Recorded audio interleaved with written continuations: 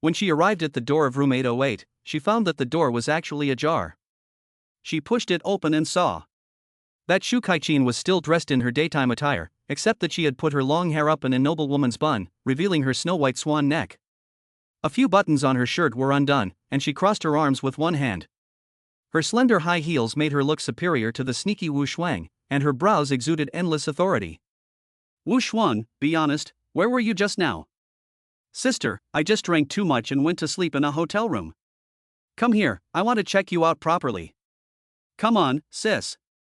"Humph, you think I can't tell that the award-winning girl, Lu Yushi, is your little girlfriend, right?" "This is great, you have time to spend with your girlfriend, but no time to care about me, come here."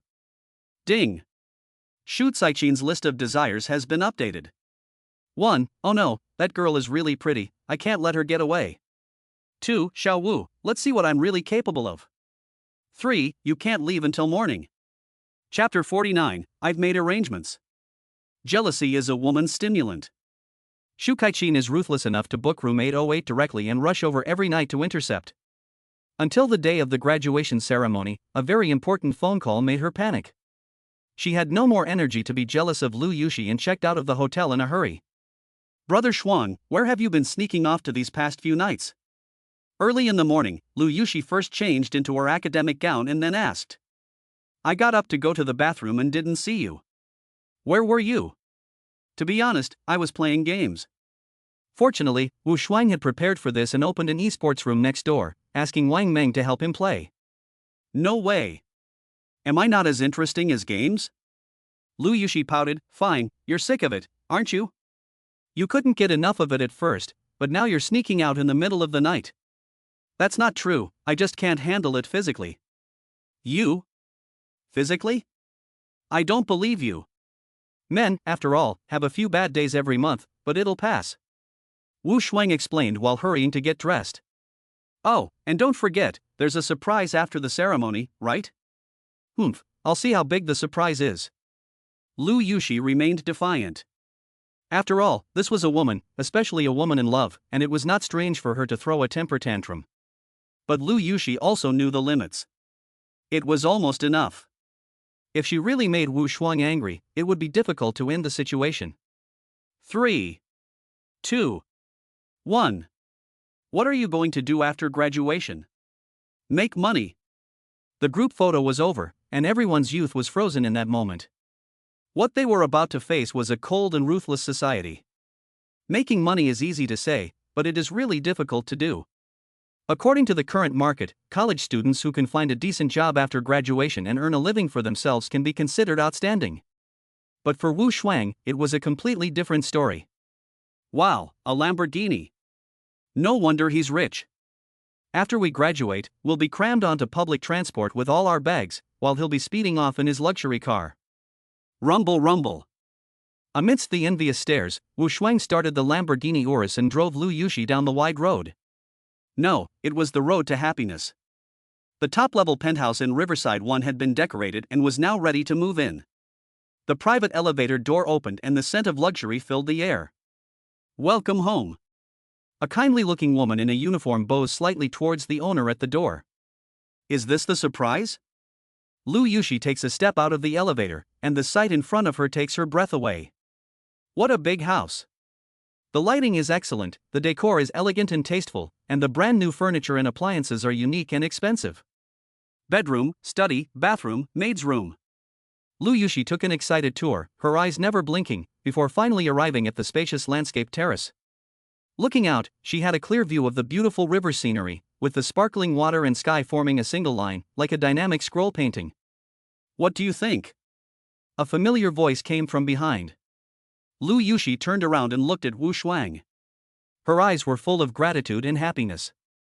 She liked it, very much. Ding!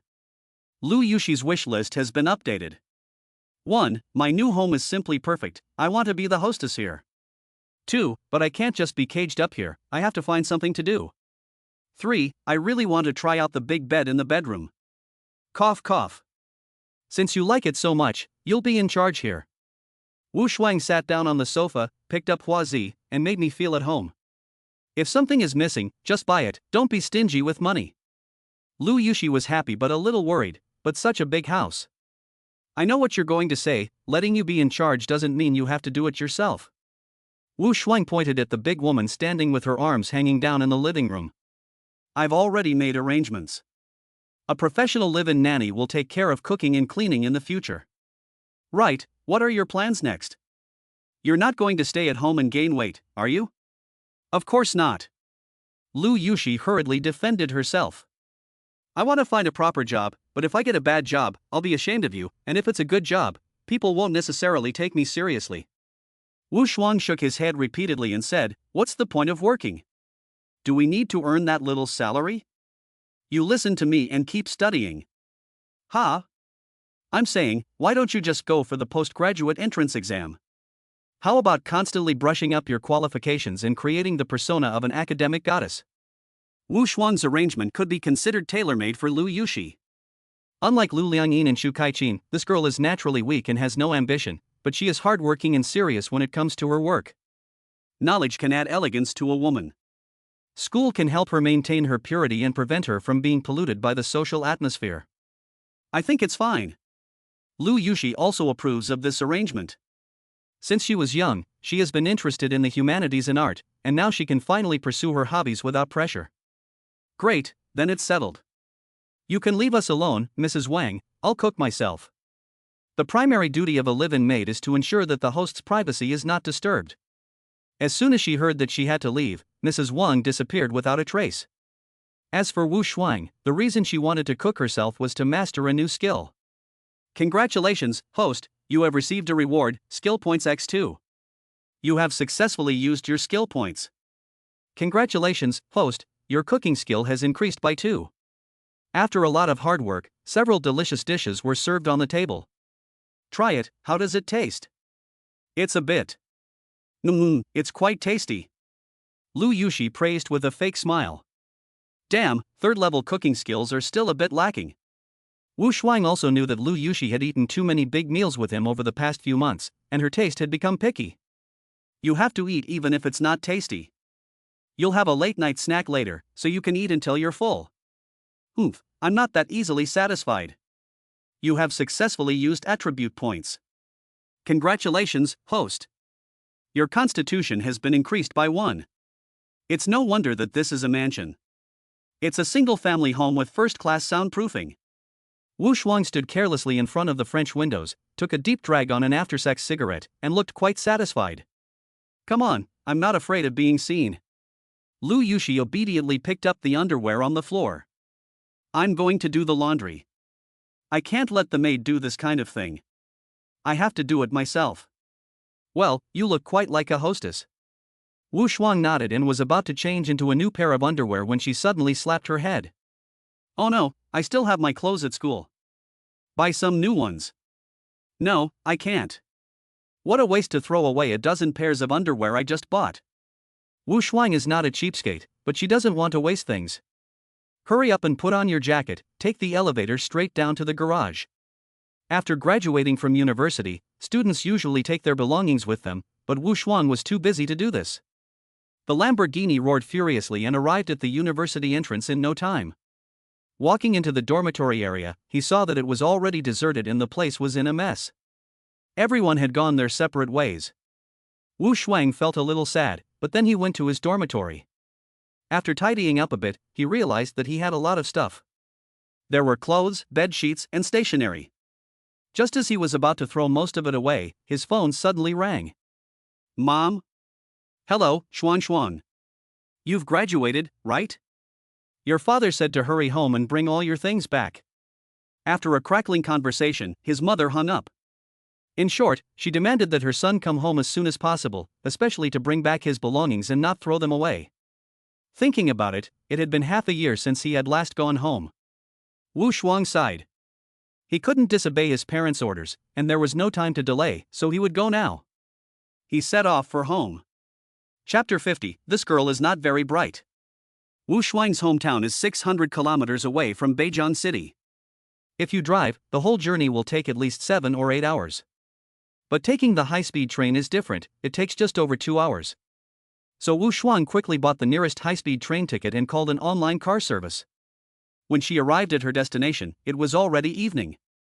This is a small town in the far suburbs of the county seat, and it is much less crowded than it used to be. The young people have all gone out to work and earn money, and those who remain are basically middle-aged and elderly. Occasionally, a few young people on electric scooters whiz by, also rushing to the city to experience the nightlife, without even glancing at Wu Shuang. I'm back. In front of an ordinary bungalow, Wu Shuang knocked on the door. Just then, the doors of a dozen surrounding households were opened with a flurry, and heads poked out, shouting, "The Wu family's son is back. The honest son of the Wu family is back." Him? What's the point of him coming back? Don't say that. At least there'll be someone to greet him. Just as Wu Shuang was wondering, the door finally opened. Wu's mother wiped her greasy hands and said with some surprise, "Son? You're here already? Come in. Mom, you kept urging me to come back, so of course I had to hurry." Wu Shuang followed into the hall and, before he could put down his bags, noticed that it was full of people. They were all relatives, and it looked like they had come from the countryside. What's going on? With all these people here, something big must have happened. Wu Shuang was very curious, but his father, who was sitting at the head of the table, gave him no face. "You're interrupting grown-ups' business, go and rest in the back." Oh. Wu Shuang had never had much status in the family. He was the kind of person who obediently followed orders in everything, and had almost no sense of existence. But now he was completely different. Reading the Wu Guanxai's wish list for the host. 1. It would be nice to get more compensation. 2. My son has just graduated from university, so with this money, I'll buy him an apartment in the county town, so he can have a girlfriend. 3. I'm worried about my job, but I'll get a permanent job somehow, either as a civil servant or in a state-owned enterprise. Although Wu Shuang found these desires a little amusing, he was still a little moved. His father was thinking only of him. When he arrived in the kitchen, he glanced at his mother. Boy, their desires were almost identical. The only difference was that his mother was already making arrangements for a blind date. Wu Shuang quickly asked, "Cough cough, Mom, what's this demolition thing?" Wu's mother was crouching on the ground picking leeks, and when she heard this, she quickly looked up. "How did you know there was going to be demolition?" "I heard it on the way back, Mom, this is a good thing." "What's so good about it?" Wu's mother frowned immediately. "There is no profit at all, and they are forcing us to sign the agreement as soon as possible. They are nothing but bandits." Wu Shuang continued to pursue the matter and finally figured out the situation. It turned out that the county had made a breakthrough in attracting investment.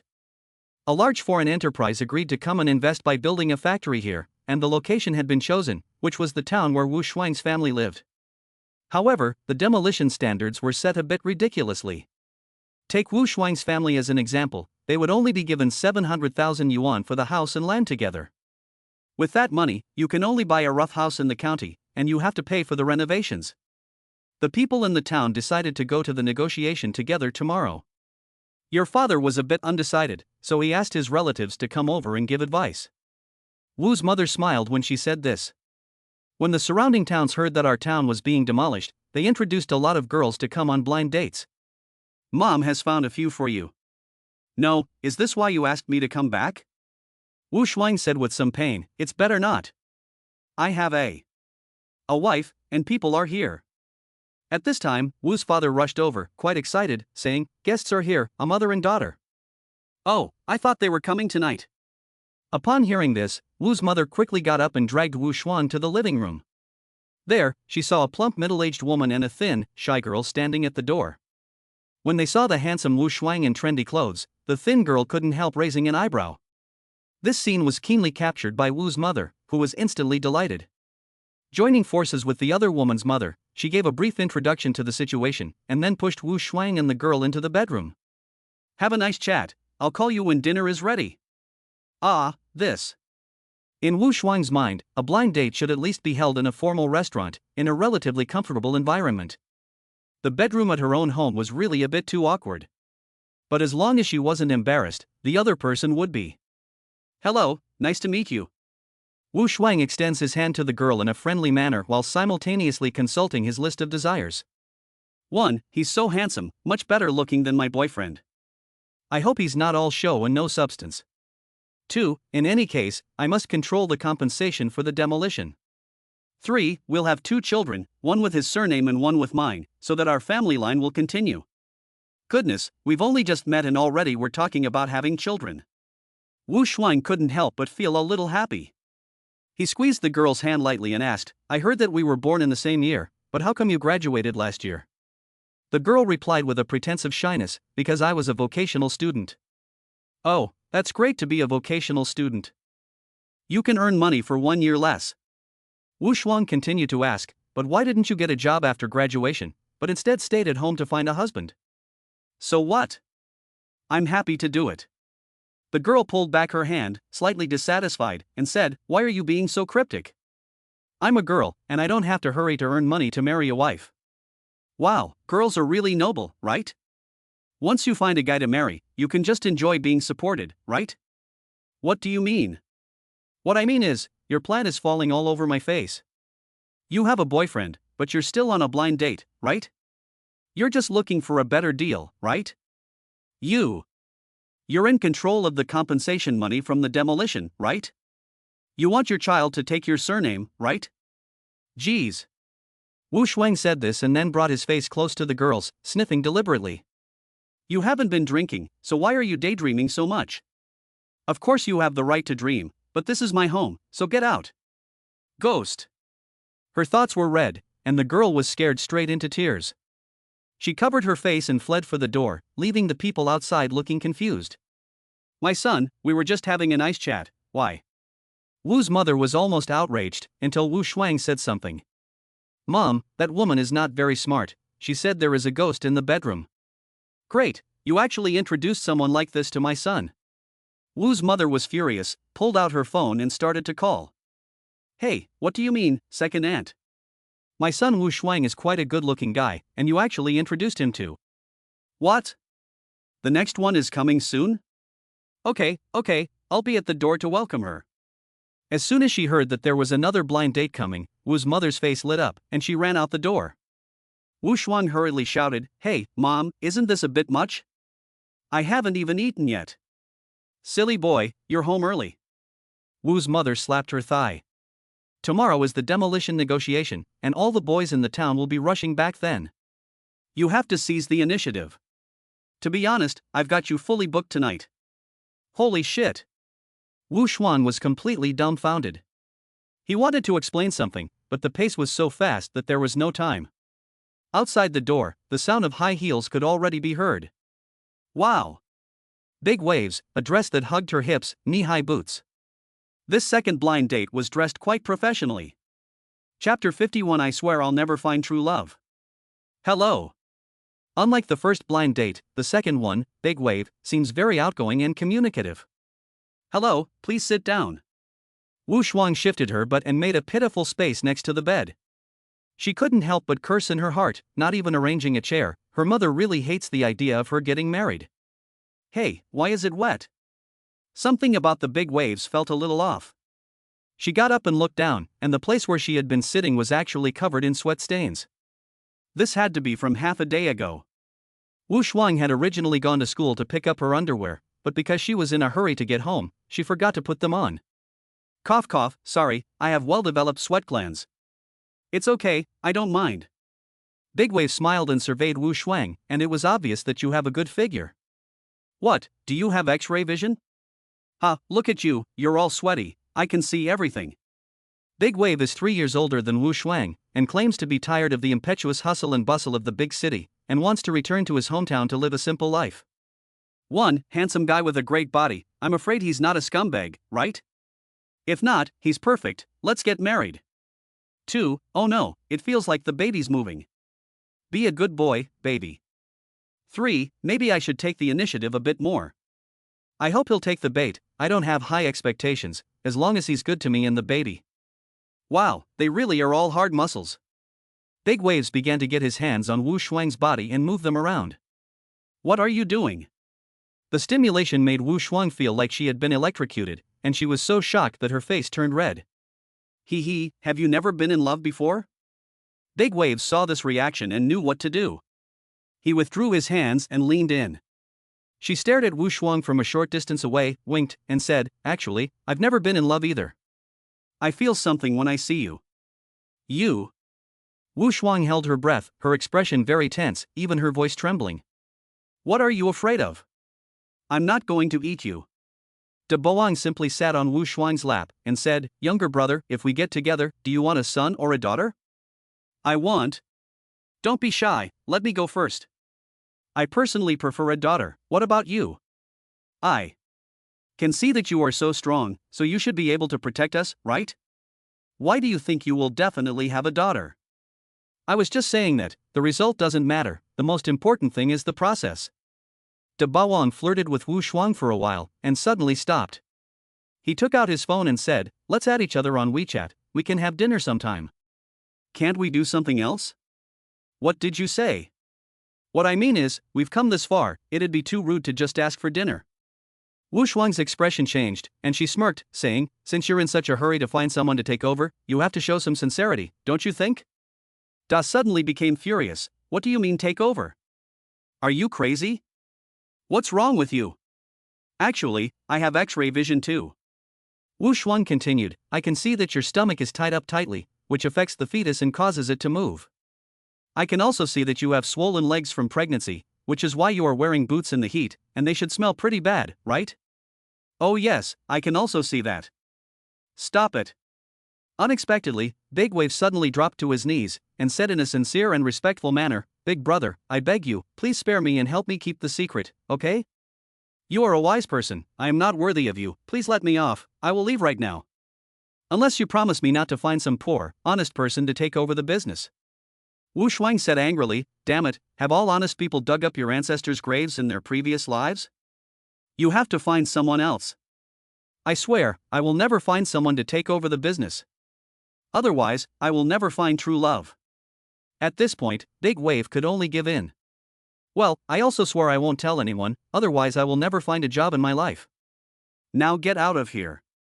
As Big Wave fled, Wu Shuang said to his mother, who had come to ask about it, Mom, you and your sisters will have something to talk about this time. The woman I just saw has a baby inside her. Really? How do you know? She let it slip herself. Anyway, this is true. How exciting is that? Damn it, what kind of person did your second aunt introduce to me? The gossip fire in Wu's mother's eyes was burning fiercely, and she started to leak the news as soon as she made the call. There was nothing she could do about it, middle-aged women just loved this kind of thing. Wu Shuang was able to catch her breath, too, and sat at the table to eat some home-cooked food.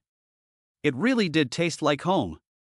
Just as she was happily eating, there was a sudden gust of wind behind her head. I knew you were just eating and eating, but get up, everyone is here. Wu Shuang turned her head, and the food in her mouth almost came out. The entrance was packed with people. It was full of parents with their daughters, all here looking for a partner. Wu's mother came up and said, Oh, come in and sit down. No, I said, Wu's wife, what's wrong with you? You didn't know to stagger the times, so you got us all here to watch the fun. Exactly, it's as if your son is quite popular. Look at the way he eats, tut-tut. If you don't like it, then all of you should just go. Hearing that her son was being rejected, Mrs. Wu was furious. She slammed the door and kept cursing. Knock, knock, knock. If you don't like it, why are you knocking? Auntie, I just got here. Ha? Mrs. Wu quickly opened the door, and the third blind date made her entrance. Hello, Auntie. This girl had beautiful, black hair, and delicate features on a small, oval face. She was wearing a cute puffy dress and dragging a huge pink suitcase, which showed that she had just returned home. Oh, you must be Xiaomei, right? I heard from your mother that you are very pretty. Wu's mother couldn't help but be overjoyed. She hadn't eaten since she got home, so she would have dinner with my son and have a good chat. Okay, Auntie. Xiaomei was not at all polite. She put down her suitcase and sat next to Wu Shuang. She picked up her chopsticks and asked in a high-pitched voice, Have you just returned too? Yes. I heard you have just graduated from university? Are you going to develop your career in your hometown? I haven't decided yet. By the way, what about you?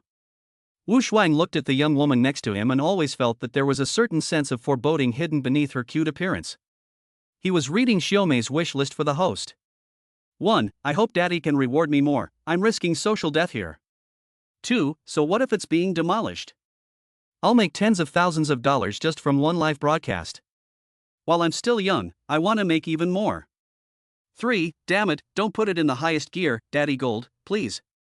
Ouch. Xiaomei was eating when she suddenly felt a sharp pain throughout her body. Wu Shuang hurriedly asked, "What's wrong? Are you okay?" "No, I don't feel well in my stomach." "Do you want to come to my bed and rest for a while?" "No need." "Then do you want my mom to come over and take a look at you? She's half a traditional Chinese medicine doctor." "Really, no." Xiaomei became a little anxious, and tears welled up in her eyes. "Oh." Wu Shuang withdrew his gaze and pointed at the table, where a phone was flashing. "It seems someone is looking for you." "Huh?" Xiaomei hurriedly opened the phone and, as if struck by lightning, her entire body instantly froze. Chapter 52, The Once White Moonlight. Pay attention. The woman in front of you is Xiaomei, an edgy anchor. Every night at 8 o'clock, Xiaomei will turn on the hidden camera on her chest on time and wander around various outdoor places such as the street, shopping malls, and the wilderness. On the surface, there is nothing illegal about Xiaomei's live broadcast. But in reality, there is a whole world within, and it is extremely intense. As long as you can become the number one in the broadcast room, you can gain control of Xiaomei's world and choose where to press from 18 gears and 8 modes. And now, the top user has changed. It's an unfamiliar ID that just registered not long ago. But this new user actually rewarded 50,000 credits as soon as they came in. And they turned on the rant mode and pulled the gear to the highest level. Oh no! Xiaomei threw the phone away, her body gave a yawn, and she fell heavily to the ground. "Oh no, Mom! Come help me!" Wu Shuang called out, and her mother rushed over, followed by other relatives. This delicious meal, why did the person suddenly pass away? If I were to say, I would rather have an ugly wife, but she must be healthy. No! At this time, Wu's mother was grasping Xiaomei's wrist and had finished taking her pulse. The result shocked her, and she frowned and pondered, "This pulse is not right, it feels like electric shock, it has shocked and numbed my hand." "Mom, maybe it's something else?" "You help her, it's a matter of life and death," Wu Shuang suggested while playing with her phone. "Congratulations, host, you have received a reward, attribute points x1. You have successfully used attribute points." "Congratulations, host, your constitution has increased by 1. "Daughter, don't move, let auntie have a look." Wu's mother didn't dare to be negligent, and reached out to feel Xiaomei's affected area. "Oh my god, what the hell is this? Daughter, why is your skirt vibrating?" Xiaomei clenched her lips, her face turning red up to the base of her ears. Just at this incredibly embarrassing moment, the phone, which had been thrown to the side, started flashing again. When she opened it, there was another 50,000 reward. But the strange daddy investor had a new request: bark like a dog, right now. This was a bit too much to handle. Xiaomei looked at the noisy live broadcast room and understood that if she didn't do as she was told, it would be more than just losing a daddy investor. "I'm afraid that if I don't do it, the fans will curse me and my financial prospects will be completely cut off." Woof! Oh my, is this girl possessed? The sudden barking really scared Wu's mother. "I'm afraid she's been possessed. Quickly go find a geomancer to come take a look." Woof woof woof. Xiaomei, meanwhile, was barking and nodding furiously. Yes, she is possessed. After completing the client's instructions, she will blame it on the evil spirits. This way, she can make money and not get into trouble. Perfect. But the next situation caught Xiaomei completely off guard. "Mom, there's no need to call anyone, she should be fine." Wu Shuang laughed, walked over to Xiaomei, and whispered, "Great, the live broadcast came to my house, do you think I'm a stupid passerby?" "How did you know?" Xiaomei was shocked, covering her mouth in disbelief, trembling with fear. "Oh my god, my blind date is actually the gold digger. How did he find out about me? This is unbelievable." The sudden turn of events left the guests dumbfounded. But things were different in the live broadcast room, where the comments were blowing up. 1. My gold digger is right next to me? This is exciting. 2. This is a big problem, the host is finished. 3. I can't believe it, I really can't believe it. Wow, the atmosphere is quite lively, it seems like we can't stop. Wu Shuang glanced at Xiaomei's phone and whispered again, "I know you make money from this, but you should never mess with me. But I'm a kind person, so I'll give you a chance." Stand up and perform 100 shows for me, you can't stop for even one less. I'm afraid. May naturally refused such an excessive request. After all, she was a serious news anchor, and she didn't have any talent shows. But when Wu Shuang used his whip, May immediately obeyed. Father's father is grandfather, father's mother is grandmother. May was really possessed. For some reason, a mandatory order popped into her head. Once she took Wu Shuang's money, she had to work hard. She really wasn't talented, but she could still sing nursery rhymes and dance, so she did her best. Digging and digging in the small garden to find the geomancer. In these days, Taoist priests are very rare, and there is only one geomancer in the town who knows a little about metaphysics. By the time he was invited over, Xiaomei had already performed more than 50 programs. Her voice was hoarse and her body was weak, but she still performed very hard. Oh no, a demon has possessed her. What should I do? Spank her. That's what she fears most. So Wu Shuang and the other men were kicked out of the door, and outside they smoked cigarettes while listening to the sound of slapping and the sound of children singing. It wasn't until Xiaomei finished her performance at an accelerated pace that she was carried out. Damn it, why are all the people you introduced me to so out of it? Wu's mother looked at her son with concern. Xuanzi, could it be that you don't have any luck in love? Are you going to be a bachelor for the rest of your life? Congratulations, the host has received a reward, skill points x1.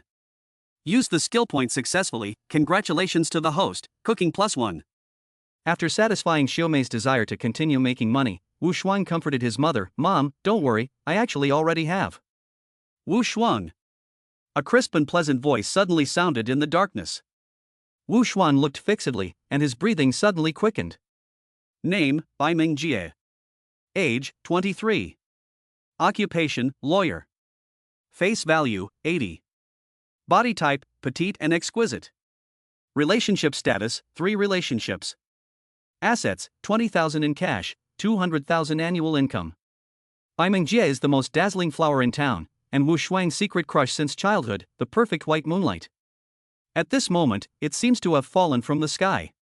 She is wearing a white shirt and a black short skirt, walking with bare legs, and extending her small hand to Wu Shuang. Long time no see, are you doing well? I'm fine, and you? I heard that you work in a law firm in Beijing City? Well, isn't it about to be demolished? I made a special trip back to help come up with ideas. When she said this, Bai Mingjie's expression was a little haughty. Because not only is she beautiful, she is also exceptionally accomplished. After entering a top university, she went on to work at a top law firm. She usually goes to high-class places, and she is very respectable. Oh, little Jie is back, so we'll have someone to lead the negotiations tomorrow. Wu's mother looked very happy, took Bai Mingjie's hand, and said, Come, let's go to our house and sit down. I'll give Wu Shuang's father a crash course in the law. No, Auntie, I came out for a walk and I'm going to go back and rest soon. Bai Mingjie refused very firmly, while her beautiful eyes gazed at Wu Shuang, as if she wanted something. Reading Bai Mingjie's list of desires for the host. 1. Stupid Wu Shuang, look at me with those dog-licking, crazy eyes, hurry. 2. City men are so heartless, I might as well go back to my hometown for comfort, there are so many dogs to lick. 3. Wu Shuang's mother is so annoying with her chatter, can she just go away?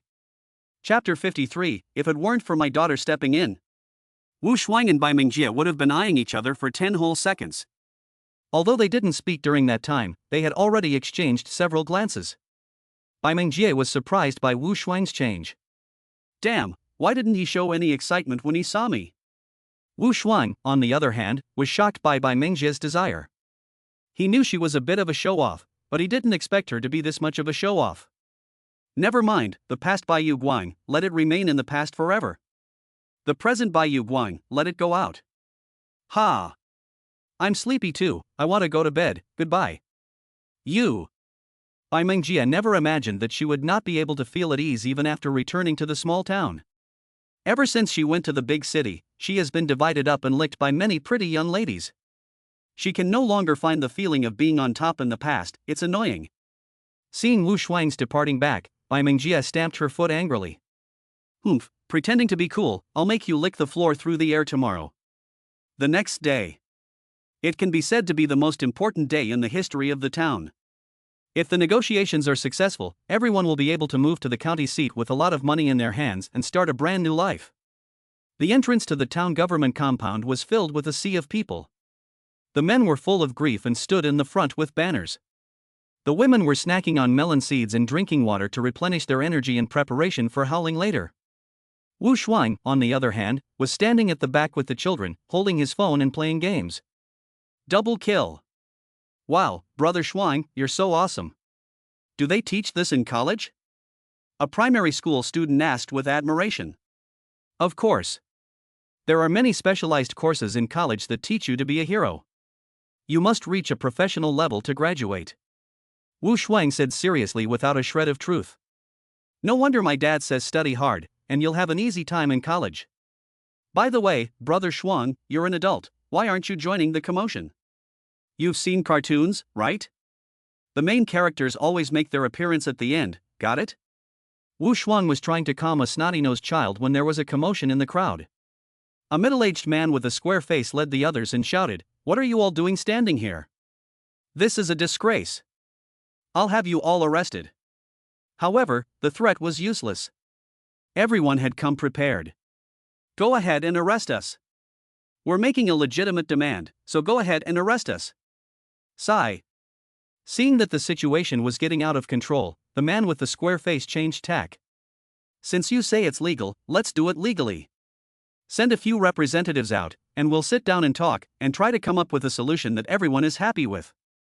You have 10 minutes to choose your representatives, and we won't wait any longer. After saying this, the man with the square face turned around and left. It seemed like he had planned this out a long time ago. And the representatives on this side were also ready a long time ago, they just were missing one person. Little Jie, really, you're late for such an important matter. Dad. A sweet voice rang out, and everyone turned their heads. They saw Bai Mingjie, dressed in a smart business suit, with her laptop in one hand, looking energetic and cheerful. Although this girl was petite, her proportions were extraordinary. She was the standard 9 heads tall, with long hair tied up high on her small head, wearing exquisite makeup, and an expensive silk blouse slightly open due to the heat, revealing her snow-white, delicate skin underneath. 9/10 of the way down her trousers, black high heels further lengthen her leg line, giving the illusion that she is quite tall. Dad, I was just preparing the information. Bai Mingjie patted her laptop. I have collected several hundred domestic demolition dispute cases, which should be enough for our negotiations. You are my daughter, and professionalism is the difference. Bai's father nodded with satisfaction. It's great to show off in front of so many people. Gee, I really envy others, their children have done well. It's a pity she's a girl. What's wrong with being a girl? I think she's much better than your useless sons. Shit, if there's a fight because of the negotiations, I'll have to rely on my son. Shut up. At this moment, Bai Mingjie flicked her bangs aside, glared at the crowd, and said, "Quiet down, don't swear, it's not helpful, and don't hold things up." Then, with the hopes of the entire town, she walked into the gate. 2 hours later. She's out. How did the negotiations go? Did you reach an agreement? Tell us about it. Mingjie Bai smiles at the repeated questions. An agreement has been reached, the compensation has been increased by 10%. And I've also negotiated a discount on the purchase price of a designated property. Only 10%? Many people are dumbfounded. They had clearly agreed beforehand that they would not budge from 50%. Originally, the other party was not going to budge at all, so it was already very difficult to negotiate such a good deal. Bai Mingjie's respected father-in-law interjected, saying that 10%, plus the 20% discount on the house, was already very good. If it weren't for Xiajia, could we uneducated people have negotiated such a good deal? This made everyone look at each other and just let it go? Something just doesn't feel right. I don't care. Yesterday it was confirmed that the price would increase by 50%, and you, Bai, failed to negotiate a lower price. So you will have to pay the difference out of your own pocket. In order to secure a home for his son's wedding, Wu Shuang's father stepped in. Even if there is an additional 10% compensation, and even if there is a discount for buying a house in the county, it will barely cover the renovation costs. What about the bride price? I'll pay the difference out of my own pocket? Are you crazy, Wu? The father of Bai glared and yelled, "So you're not going to do anything and you're complaining that it's not enough? If my daughter hadn't stepped in, you wouldn't even have gotten the 10%. Don't you have a son at university? Let him negotiate. Go on. This made Wu's father silent. A son at university? Compared to the daughter of a lawyer, he's no match. For example, right now, he's just hiding behind the computer playing games like nothing's wrong. Ha ha. Bai's father let out a dry laugh, turned his head to look at the others, and said, anyone else have any objections? If so, let's hear it. No one farted. Things had come to this point, and even though many people were reluctant, they didn't dare to say a word. There was no choice, the Bai family was powerful, and they had people in high places, so they were afraid of retaliation. Okay, if you have no objections, just sign quickly. Hurry up, one by one. Mr. Bai hurriedly urged everyone to hurry up, and told his daughter Bai Mingjie to hold the documents and distribute them in stacks. The Bai family cronies crossed their arms and used fierce expressions to force everyone to sign. Sigh. Mr. Wu's trembling hand holding the document made his heart feel suffocated. Once the demolition contract was signed, there would be no turning back. According to this compensation standard, there is still a lot of money left over to buy a house and decorate it for my son. What should I do? At the thought of his son, Wu's father couldn't help but look back. Strange, where is everyone? When he looked back again, Wu Shuang appeared next to his father. He snatched the demolition contract away, didn't even look at it, and tore it up directly. Shuang, what are you doing? Wu Shuang. Chapter 54, I'll give you another chance. Wu Shuang. Seeing Wu Shuang tear the contract into shreds, Bai Mingjie on the side could no longer remain calm. She hurried over and angrily said, go away, don't mess around here. This bossy tone was very similar to the goddess's command to the dog licker. Back then, Bai Mingjie treated Wu Shuang in this way, and she had never been rejected once. What's more, Bai Mingjie is not only more beautiful now, but her aura has also become stronger with her growing abilities. With her carefully dressed and immaculately exquisite appearance, she is simply a goddess. Uncle, you must hurry and sign this contract, don't get. Bai Mingjie had to hand a new demolition contract to Wu's father and be scolding him. Rip. But Wu Shuang struck again, using the same trick. As the paper crumpled and fell like snowflakes, Bai Mingjie's pretty face turned green. Wu Shuang, what the hell are you doing? Nothing. Wu Shuang calmly replied, I just don't agree to sign the contract, that's all. At the same time, he patted his father on the shoulder and said firmly, Dad, we won't sign if the compensation is too low. His son. Wu Shuang had never seen his son look so determined. For some reason, a fierce determination welled up from the depths of his heart. Yes, we won't sign if the compensation is too low. The father and son reached an agreement and at the same time fixed their gaze on Bai Mingjie's face. How dare you? Bai Mingjie took a step back and held up her white, long index finger. Wu Shuang, do you know the consequences of what you've done? Wu Shuang sneered, consequences? It's just that your Bai family won't get any benefits. What are you talking about? Shut up. Bai Mingjie was a little panicked and once again activated the goddess's order to lick the dog. But it was useless. You're not worthy to talk to me, go get your father. Wu Shuang didn't even look at Bai Mingjie, and his attitude was extremely rude. He pointed at the gentlemen around him and added, do you really think you're a big woman? Since when has a woman been in charge in our town? Damn it, this is a world for men, do you understand? How dare you defy me? Bai Mingjie couldn't believe it. Wu Shuang, who had always deferred to her, had actually dared to rebel. And in front of so many people, too. She couldn't stand it anymore. Wu Shuang, I'll give you one more chance. I'll give you one more chance, too. Hurry up and go get your father. You. Wu Shuang was right. This town was a world of men. The dominant man was none other than Bai Mingjie's real father, the local tyrant, Father Bai. The Bai surname was a major one in the area, and not only did they have a lot of people, they also had people in high places. As the recognized patriarch, Father Bai usually acted condescendingly and walked with an air of superiority. What's wrong, my girl? Bai Fu came over and, at the sight of Bai Mingjie's dejected appearance, understood that something had gone wrong. Then he looked at the Wu family father and son in front of him and couldn't help but smile. Is this it? The usually kind and honest Wu family? Alas, my girl is my girl, she can't handle things in a critical moment. Old Wu, what are you messing around for, just sign the contract for me. The domineering tone of Bai's father's voice was very similar to the way an ancient lord would order his vassals. After all these years, the Wu family has always existed at the mercy of the Bai family. The Bai family can say whatever it wants, and the Wu family must do as it says. Not to mention something as big as demolition, the Bai family can just tell the Wu family what to do. But this time, it's different. No way, it's just a little money, I'm not signing it. Wu's father glanced at Bai's father, his attitude extremely rude. He pointed at the other villagers and added, "It's fine if you bully us all the time, but not this time. We work in the fields all year and earn a few thousand yuan, but the compensation for the demolition is hundreds of thousands of yuan. In short, I will not sign unless it is as we agreed beforehand. How dare you disobey me?" Father Bai never expected that Wu, who had always been submissive, would suddenly become a troublemaker. And in front of so many people, too.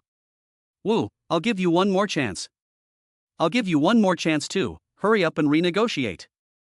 You. White's father was so angry that his chest was heaving.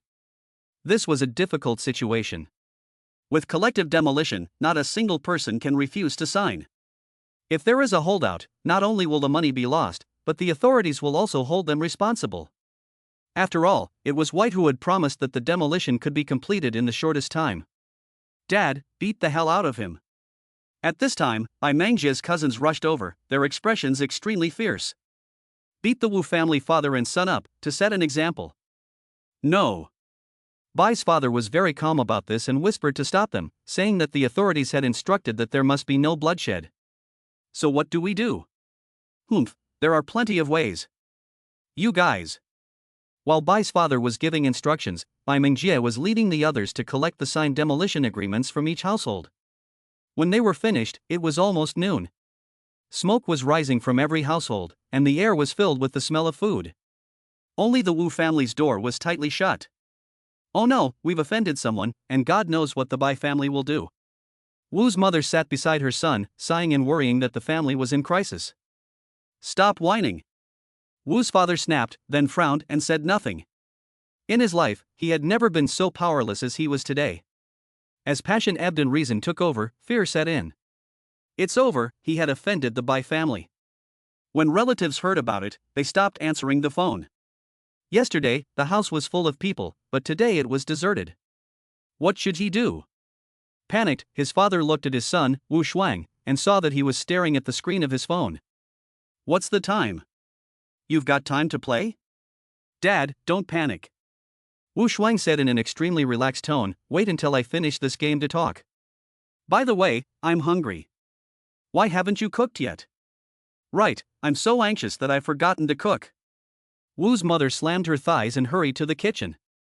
How can you still eat? Wu's father was both angry and amused. The mother and son were exactly alike.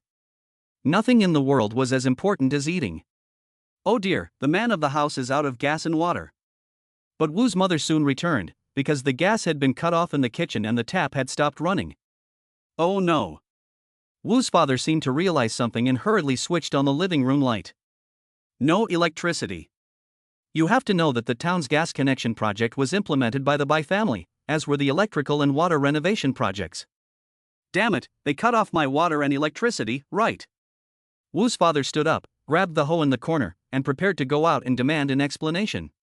Rumble, rumble, rumble. But then a violent tremor made Wu's father fall to the ground. It's an excavator. At this time, Wu's mother was lying in the window in shock, saying, there are so many excavators, they've surrounded our house. Chapter 55, now, show some spirit. Rumble, rumble, rumble. Outside the Wu family home, there were already more than 10 excavators surrounding the house. With a loud rumble, the mechanical arms were like the claws of a ferocious monster, intimidating. Dad, didn't they say they wouldn't forcibly demolish the house? Bai Mengjie shouted at her father. What do you know? This is to scare them off. The crowd-pleasing Bai father tilted his head back and revealed a smug smile. He taught Bai Mengjie, my dear, you mustn't be a woman when it comes to big things. But Dad, this commotion is a bit too much. Bai Mengjie felt a little distressed, but it had nothing to do with Wu Shuang. She was distressed about the cost of hiring the excavator. Ha, I know exactly how much he weighs, your father. My father explained, I'm making a big noise to set an example. Aren't there a few more families this morning that said they'll sign the agreement later? Bai Mengjie nodded in agreement. You see, this is the influence of the surname Wu.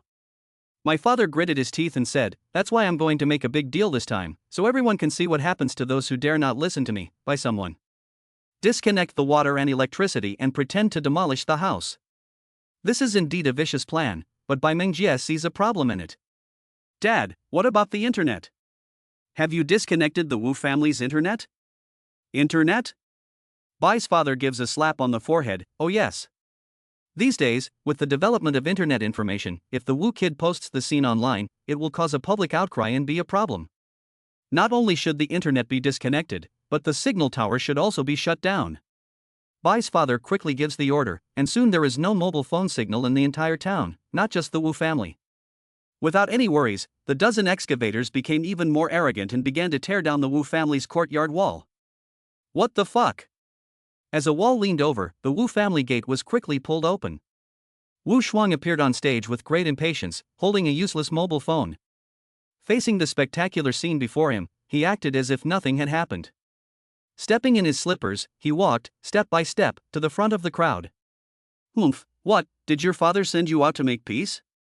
Bai Mengjie sneered immediately. However, Wu Shuang did not respond to her words at all, but looked around at the crowd. "Who cut the net? I lost a sure win, damn it." "Ha?" The Bai family members were dumbfounded. The older ones did not understand what Wu Shuang was talking about. The younger ones looked at Wu Shuang like he was an idiot. Are you serious? In this situation, he is still thinking about losing the game because the net was cut? Some people really couldn't hold back and asked Wu Shuang, "You lost just one game, but what the hell is your rank?" "Legendary King." Wu Shuang's words made the young people there almost explode. Are you fucking kidding me? In our small town, can there be a legendary king? Holy shit, look at his phone screen, it's true. Cough cough. Although Bai Fu didn't know what was going on, he saw the look of admiration in the young people's eyes. This is unacceptable, it must be stopped. Get out of my way. With a wave of his hand, Mr. Bai began to interrogate Wu Shuang himself. Boy, after a few years in the big city, you've changed quite a bit, even daring to tear up the demolition contract. This was the tone of an elder speaking to a junior, but there was not the slightest trace of concern, just a sense of threat. Of course, Mr. Bai knew that Wu Shuang would never dare go against him. The root of the problem lay with his son, who was at university. As long as Wu Shuang is subdued, the problem will be solved. Ha, since you came out here to die, don't blame me for bullying the younger generation. With a wink from Bai's father, a group of people surrounded Wu Shuang. My son. Not far away, behind the Wu family gate, Wu's mother went straight into a panic. She yelled at her husband next to her in an unprecedentedly agitated tone, "Let's forget about the money, save our son." Damn it, I'll fight them to the death. Wu's father picked up a hoe, his eyes red with rage. How dare you touch my son? Even an honest man can go mad with rage. No matter who the opponent is, no matter how many there are, I will risk my life to protect my son. Kill. Wu's family gate swung open, Wu's father launched a death charge, and Wu's mother applied a combat buff behind him. It looked like an egg was about to smash against a stone. When? Thump thump thump. A strange scene appeared. The crowd surrounding Wu Shuang suddenly began to collapse one after the other. Yes, collapse. Everyone seemed to have been hit by some kind of weapon of mass destruction, wailing and collapsing backwards.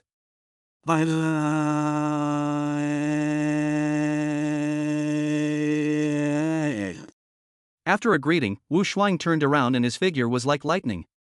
A big slap landed firmly on the old face of Bai's father. Pop. Impossible. This is impossible. Poor Bai's father didn't even react after taking such a blow. It was so shocking. There were dozens of people, and they were all knocked out in the blink of an eye. It was just meant to be a threat to force the Wu family to give in, but I didn't expect that kid to just attack. Wu Shuang. How dare you hit my father? At the critical moment, the daughter reacted quickly.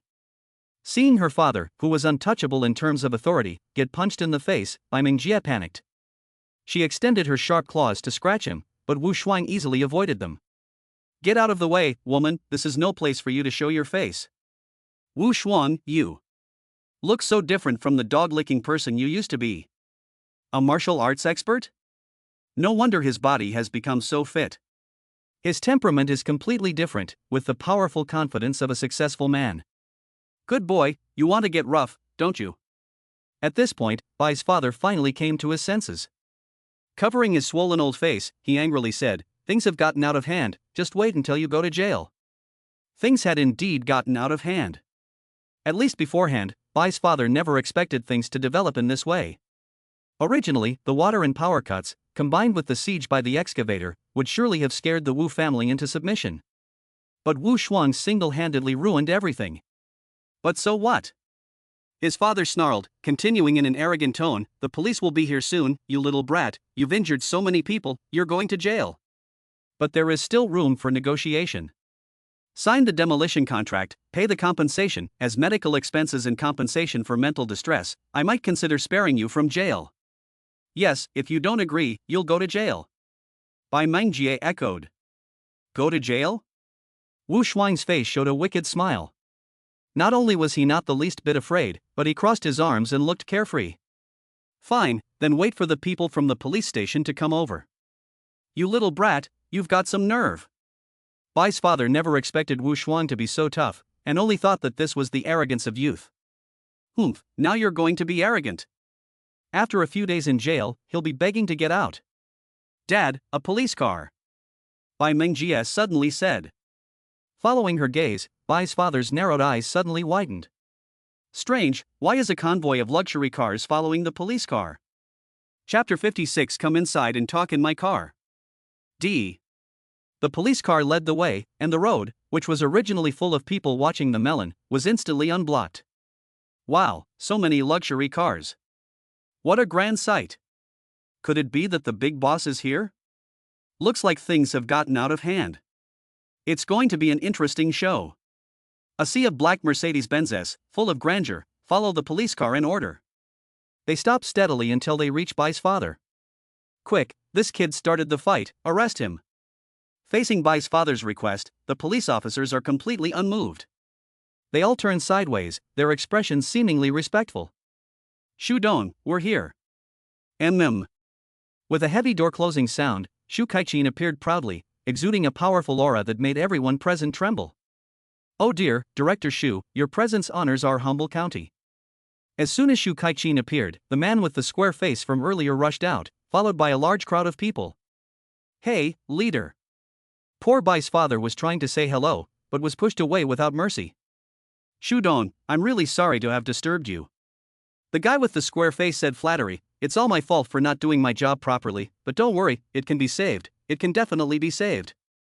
This guy is in charge of demolition and industrial zone construction in the county, and his official position is not low, but in front of Shu Kaiqin, it's not good enough. Are you kidding? The chairman of a listed state-owned enterprise usually comes into contact with provincial figures. He is also the god of wealth, controlling the right to invest billions of dollars, and must be worshipped.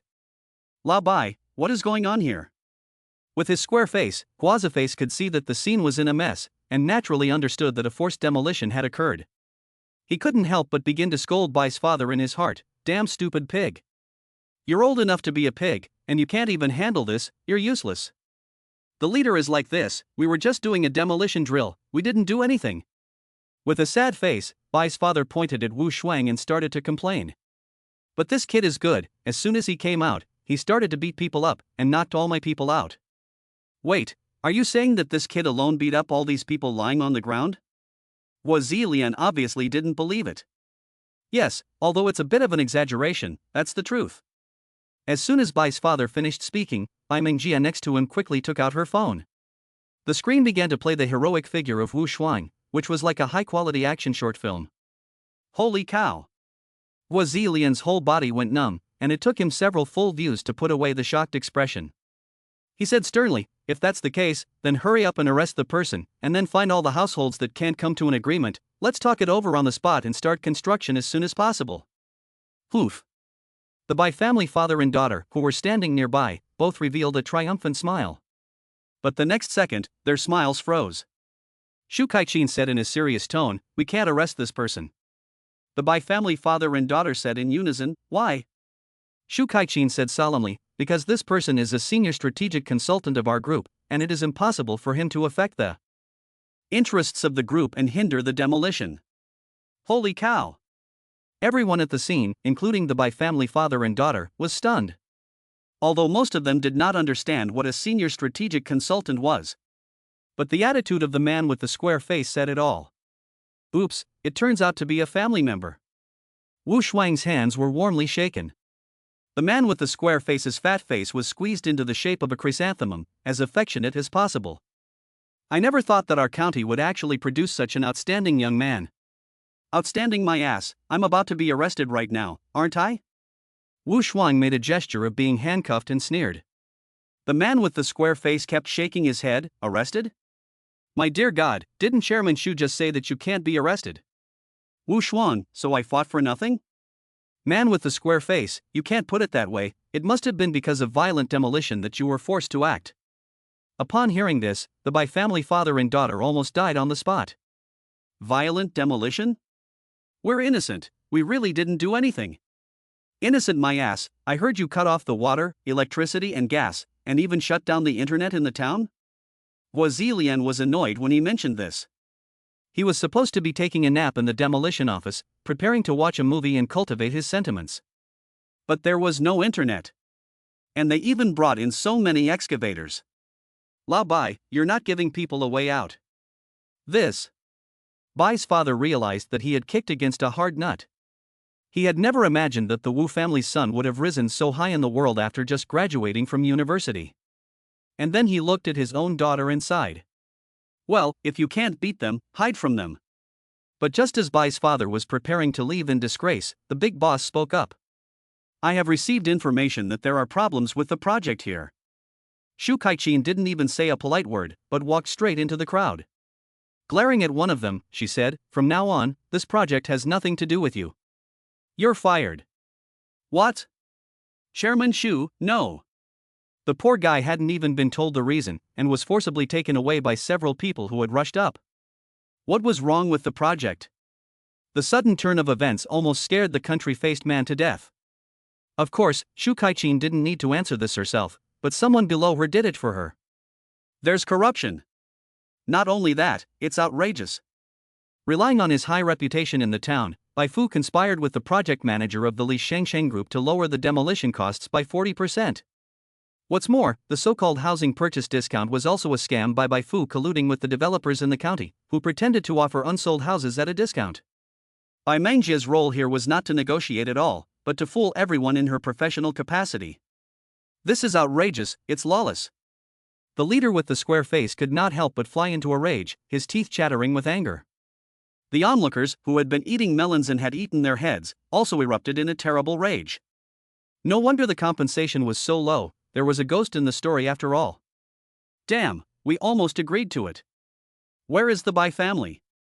Coincidentally, at this time, the Bai father and daughter had just slipped to the outer edge of the crowd, and they were about to escape. But they were spotted by someone with sharp eyes and dragged back like dead dogs. The county had finally managed to attract the jewelry industrial park to move in, which not only provided a large number of jobs, but also paid sufficient compensation. Unexpectedly, someone actually dared to play tricks with it, and they must be dealt with severely. Take them away. After the national face gave the order, all the people involved, including Bai Mengjie, were taken into control. Now the problem arises. Who will replace the Bai family and take care of the rest of the demolition work?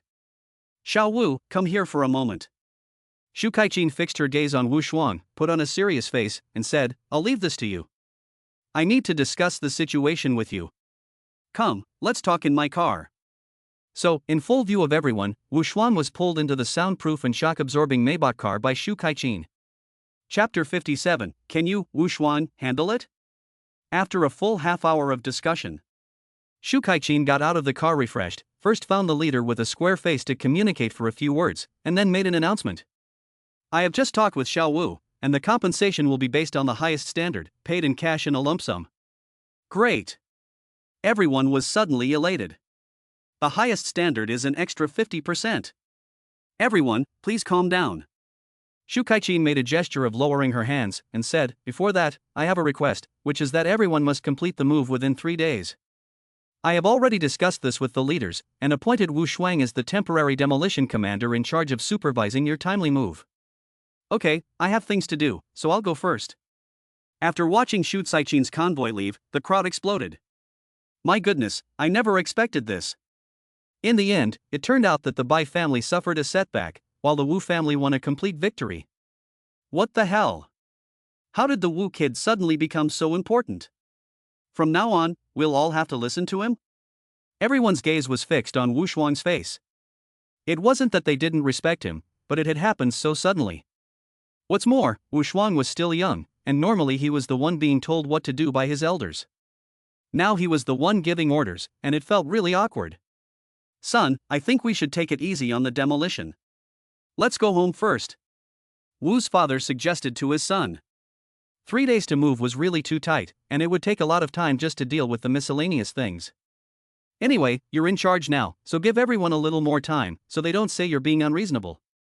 After learning that Wu Shuang was actually a senior executive of a large state-owned enterprise, Wu's father's heart was of course full of surprise and excitement. But the habits he had developed over a long period of time made him adopt the commanding tone of a parent. Dad, this is the way you've always been, unwilling to offend people. Wu Shuang shook his head helplessly. Do you care about other people's opinions and everything? Isn't it tiring? I don't see the point. Just get it done now. Now. What are you going to do? As soon as Wu Shuang's father finished speaking, he heard a loud noise from the depths of his soul. Pop! Everyone move! A loud crack echoed through the town, sending everyone into a panic. Wu Shuang gave the order, everyone move. Empty your homes and move to the relocation area before dinner. Yes. As the officially appointed demolition commander-in-chief, Wu Shuang's words are irresistible commands. Everyone obediently went home and desperately moved things outside. It's strange. Why does Shuang's order make me, as a father, feel a little scared? Wu's father was busy and sweating, but he didn't feel tired at all. His son has made something of himself. He is a leader in a large state-owned enterprise, which is a secure job. The general manager also looks the part, commanding respect with his powerful presence. Has the Wu family ever been so prosperous? Congratulations, host, you have received a reward, skill points X1. You have successfully used your skill points. Congratulations, host, your cooking skill has increased by 1. At the same time, Wu Shuang also received a reward for fulfilling his father's desire. A secure job. Although it is only a nominal consultant, as long as it makes my parents happy, it's fine. As for the remaining 2 desires. Laughter and joy filled the air, and the area in front of Wu's house was the liveliest of all. Parents led their children, all of whom were pretty and well-mannered, to the site for a new round of matchmaking. Don't worry, everyone will get their turn, Wu's mother said, smiling from ear to ear as she carried a kettle to refill the water for the guests. Just the day before, she had been begging people to introduce her daughter-in-law to her. Today, girls from dozens of kilometers around had flocked to the site. What a joke! At such a young age, she is already a senior executive at a state-owned enterprise, and she is super sought after on the matchmaking market. What's so arrogant about her? Soon, a girl dressed up to the nines came out with a pout on her lips. It was obvious that she had been rejected by Wu Shuang. My son is a bit introverted and doesn't like to talk much, so please forgive him, young lady. Wu's mother tried to smooth things over, but inside she was overjoyed. This girl is no good, she's flirtatious and vain, she'll never make a good wife and mother. Next. Okay, auntie. Another girl came in, but after a while, she ran out crying. Oh no, before I could say anything, he said I was a gold-digging girl. This boy. Wu's mother finally realized something was wrong. For half a day, Wu Shuang had met dozens of girls of all types. None of them could last for 10 minutes. No, they were being picky and teasing. Wu's mother ran into the room and grabbed Wu Shuang by the collar. She questioned him, son, be clear. Which one do you like? Mom will help you find one. It's not Mom, I already said there's no need for a blind date. Wu Shuang was about to cry. No matter how capable he was, he couldn't argue with his own mother. The old lady is very traditional in her thinking and believes that if her son goes to a big city to pursue his career, he won't have time to meet a girlfriend, so she must arrange one for him in the next few days. Let's start dating first, just in case it works out. They are all introduced by acquaintances, so you know everything about them. My son, you have to listen to your mother on this, or I won't let you go. No, mother, just wait a moment, I've actually already. Wu Shuang was about to blurt out the surprise he had prepared when suddenly there was an unusual noise outside the door. Excuse me, is this the Wu residence? It's Bai Mengjie. The white moonlight that was caught in was actually out. Bai Mengjie seemed to have deliberately dressed up, in a casual sportswear outfit with her ponytail pulled up high, replicating the look that had initially charmed Wu Shuang. However, the heavily made-up white face revealed a serious look of haggardness and sadness. Wu Shuang. Bai Mengjie ignored the stares from the others and went into the house to put down the gift in her hands. In a rare tone of humility, she told them about her situation. It turned out that she had been released on bail. Bai's father had shouldered all the blame himself, and with the help of old connections, he had managed to get Bai Mengjie released on bail and given a light sentence. The purpose of this was to run around and beg for leniency. Beg Wu Shuang. Right now, only Wu Shuang can let the Bai family off the hook. Even though Bai Mengjie was very reluctant, she bowed before the former doglicker. Wu Shuang, our two families have been neighbors for decades. My father was wrong in this matter, but he hasn't reaped the benefits yet. Please be merciful and let my father go. He's old and can't take it in there. Ha, you really have the nerve to come here. Bai Mengjie's heart sank at Wu Shuang's attitude. This doesn't look good. It seems that I can only use my ultimate move. Bai Mengjie took a deep breath, admonishing herself to go all out and rescue her father. Then, she threw herself forward with her arms open. Bai Yueguang is taking the initiative to throw herself at you, can you handle it, Wu Shuang? But in the flash of a lightning bolt, there was a very unusual noise outside the door. Excuse me, is this the Wu residence? It's Lu Liangyin. Chapter 58, Mom's Insatiable Desires. Lu Liangyin is a stunning beauty with a perfect figure. Not to mention her status as a rich girl, she has an air of noble and arrogant goddess about her. She can kill not only men, but also women. Excuse me, young lady, which family do you come from? As soon as Wu's mother saw Lu Liangyin, she sensed that this girl was extraordinary. You must be the auntie, right? Lu Liangyin is smart and quick-witted, and instantly recognized Wu's mother's identity. She introduced herself enthusiastically. My name is Lu Liangyin, I'm Wu Shuang's girlfriend, didn't he tell you? Girlfriend? The women at the scene were directly blown away. Good guy, you have a girlfriend and you're still going on blind dates. No wonder none of the women could look at him. He's just teasing people. Girlfriend?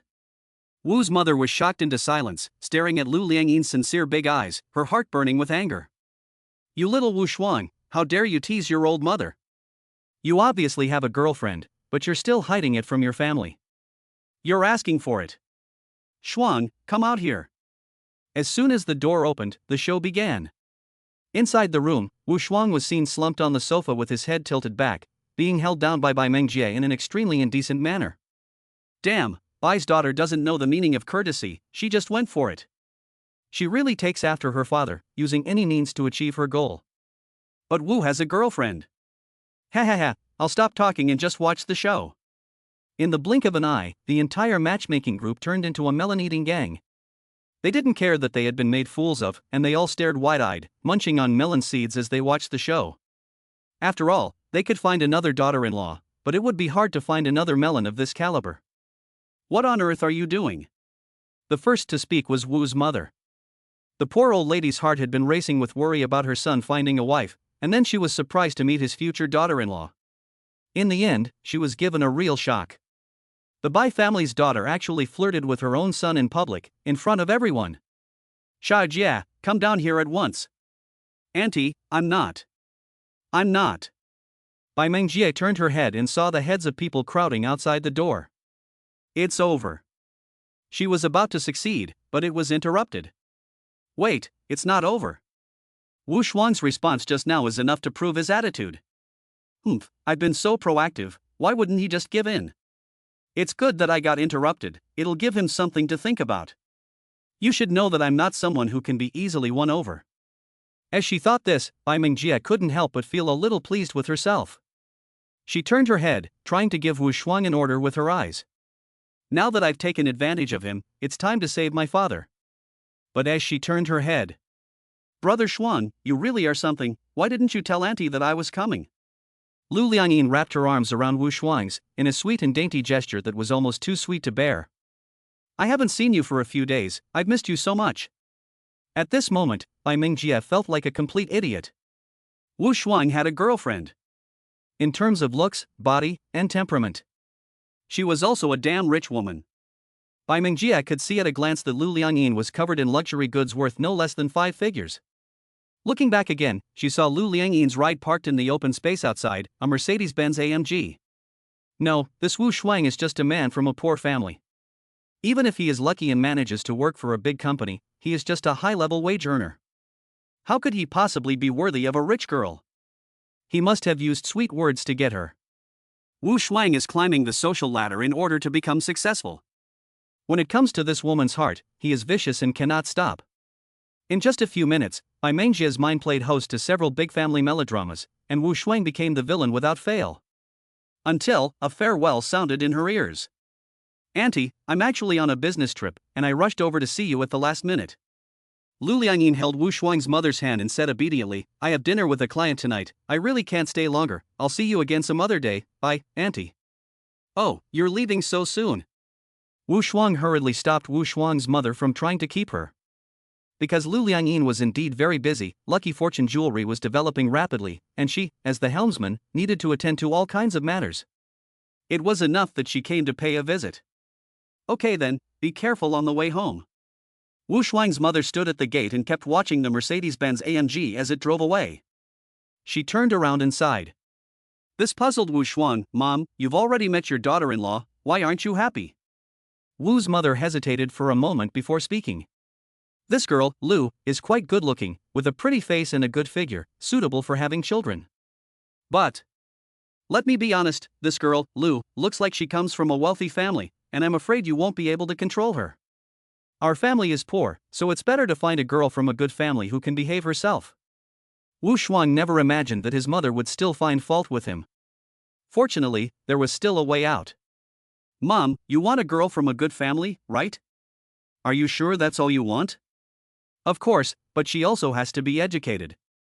She has to be a university student, at least. She can't be too bad-looking either. As Wu Shuang's mother spoke, she realized something was wrong. Why was Wu Shuang suddenly so obedient? Son, are you really going to find another girlfriend? No need, there's someone ready and waiting. Ha! She should be here soon. I'll go and get her. Wu Shuang said and ran out the door, borrowing a motorcycle from a neighbor. He started the engine and set off, returning about 10 minutes later with a beautiful girl. Hello, Auntie. Lu Yushi, the ultimate school beauty, appeared timidly in a modest white dress. Another one? At this time, the onlookers in front of Wu's house had not dispersed.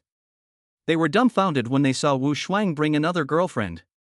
This is Wu's mother, who stuttered as she pointed at Lu Yushi, unable to find the words to say.